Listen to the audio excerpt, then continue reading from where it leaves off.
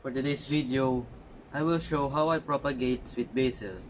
Last time, we made a video about Thai basil, and for today, we will cover the king of herbs.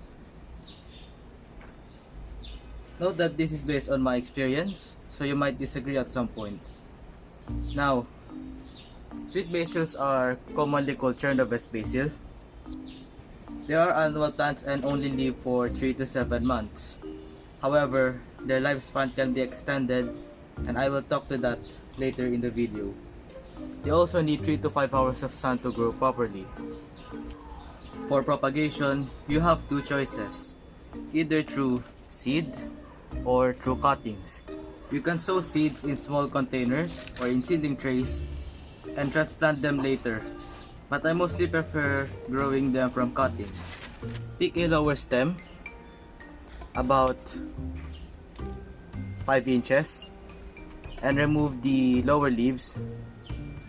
Now you can save these leaves for the compost or probably mix it up in your dish. Then you can put this in or soak this in water and change it every 3 days to prevent algae. And you can expect root growth in about a week. For watering, sometimes, especially this summer, I put in mulch such as coconut coir to prevent the soil from drying out quickly.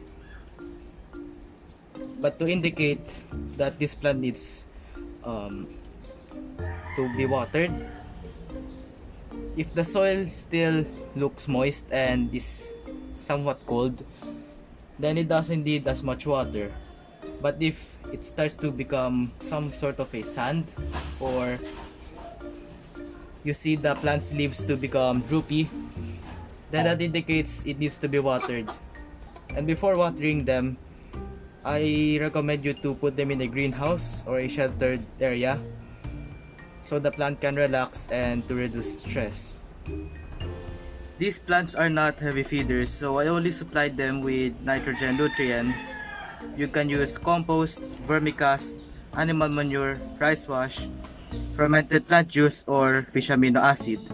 But occasionally, I also give them fermented fruit juice to prevent phosphorus depletion. Chernovest basils generally repel pests, but sometimes when my other plants catch caterpillars, they seem to target them. To combat this, I use EM5 or D3 to control them. Now, to further extend its lifespan and to produce more stems, if you spot like flowers, that indicates their seeding stage. When that happens, the plants tend to produce seeds from the flowers, and that also signifies the end of their span. And what you need to do is to just cut the flowers, and you can find the topmost stem and top it, and that will encourage the plant to produce more stems. So that is all for today's video. I hope you have enjoyed. If you want to support my channel, subscribe.